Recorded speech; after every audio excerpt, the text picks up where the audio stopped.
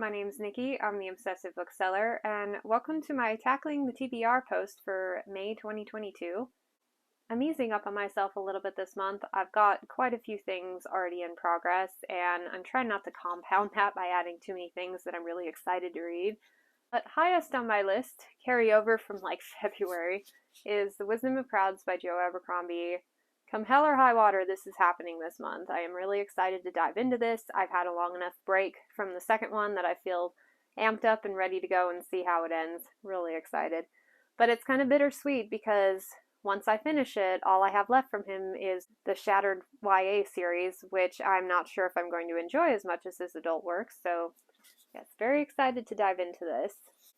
Next, if I feel so inclined, there's a buddy read for the second book in the Joust series, and really enjoyed my reread of the first one. I don't reread very often, but this is per one of my challenges to reread 4 series this year, and really loved the first book. Can't remember anything about books 2, 3, and 4, so it'll be like reading a new series. So if I have time, I would like to get to this one as well. It's perfect for anyone who loves the idea of tagging along with someone who's a dragon caretaker. I love every minute of that first book where we get to spend time taking care of this dragon. So, yes, the second one hopefully is going to be pretty good as well. I wish I could remember more about it, but looking forward to that. Per book club, we are reading Collapsing Empire by John Scalzi. I'm actually hoping to read the whole trilogy this month. They're not very long books. And spoiler alert, for my next haul, I picked up a copy of the first one. Scalzi's writing just makes me so happy. And his Old Man's War, at least the first book, is one of my all-time favorite science fiction books. And I hear this takes all of the elements I loved about that series, but puts it in a more concise trilogy format. So I think I'm going to like this one even better. I can't wait. Next, I am currently in the middle of Infidel by Cameron Hurley. It's book 2 in the Beldam Apocrypha series. And this is marketed as a sci-fi, and I can understand why, because the world building is literally alien. But aside from the world-building component, it reads to me more like an urban fantasy. But I am happy to report that I'm enjoying this second book a lot more than the first one so far, so that's a win. And I'm a huge Star Wars fan, but I've never brought myself to get into the book world because there are so many titles, and I'm such a completionist. I'm like, if I start, then I've got to read them all, and that's a commitment I didn't know if I had the energy for. But at the same time, I just didn't know where to start. Last week, Mike at Mike's Book Reviews posted a Star Wars universe where you should start, depending on like what you're looking for out of the series. And I found it so helpful. I've been hanging on to books for like 20 years since I was a bright-eyed new bookseller and brought a whole bunch home. And I've just been too intimidated to start. But after that video, I finally know where I want to begin, and I have already started the Han Solo trilogy.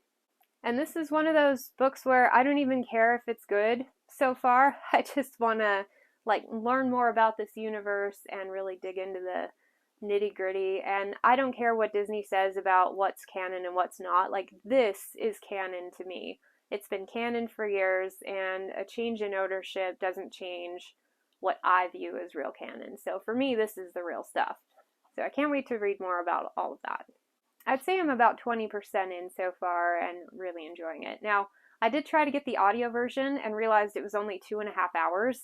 Like, that ain't gonna work. That kind of abridgment drives me crazy. I don't know why they wouldn't just put the whole book there. So I switched to reading, and it's like 330 pages, so hopefully I'll get through that soon. That effectively takes care of all of my sci-fi stuff this month per Project Sci-Fi, so Project Urban Fantasy, I would like to continue Club Dead by Charlene Harris. It's book 3 in the Sookie Stackhouse. And I also want to make more progress in The Trouble with the Curse by Kim Harrison. I put it down to pick up other things and then keep finding myself going back to it, so I'm probably just going to embrace that that's what I want to read right now and just go with it. No regrets. I'm continuing the Pokemon Adventures manga, which my last video I said I think that the show was based off of these.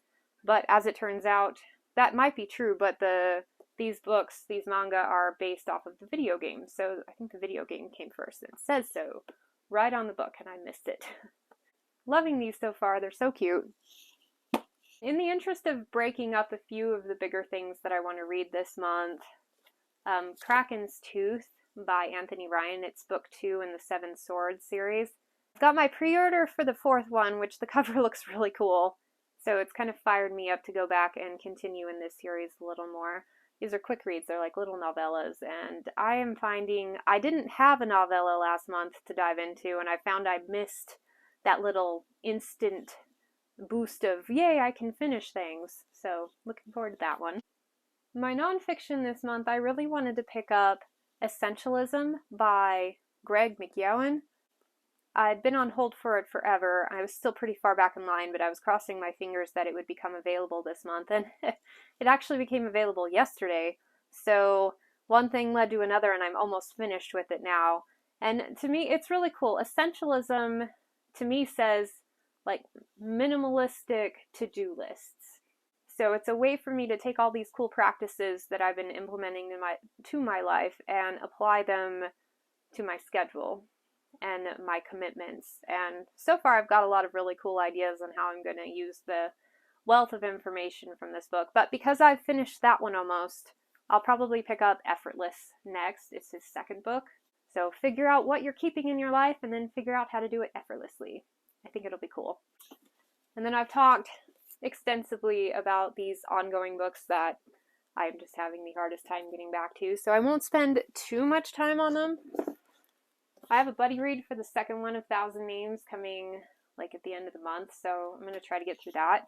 But I am itching to get back to Malice. I started a vlog for it in February and just haven't done anything with it since I put it down, but I have a goal to finish the series by the end of the year, and I don't have a lot of pressure on myself for it, but I figure I'm like, oh, we're already in May, I'd probably better get going on it again. So that, hopefully, will not be continuing on more than just the next month, but don't quote me on that. As you can see, this is my less ambitious pile, considering I usually only finish like 5 books a month. Got way too many right here. So that's my lineup. I've got a lot of cool things to look forward to. I find myself really excited about reading.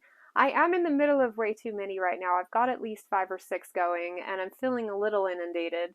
I know if I keep going at this rate, it's going to take me forever to finish any one of them, but that's okay. We'll just keep plugging away.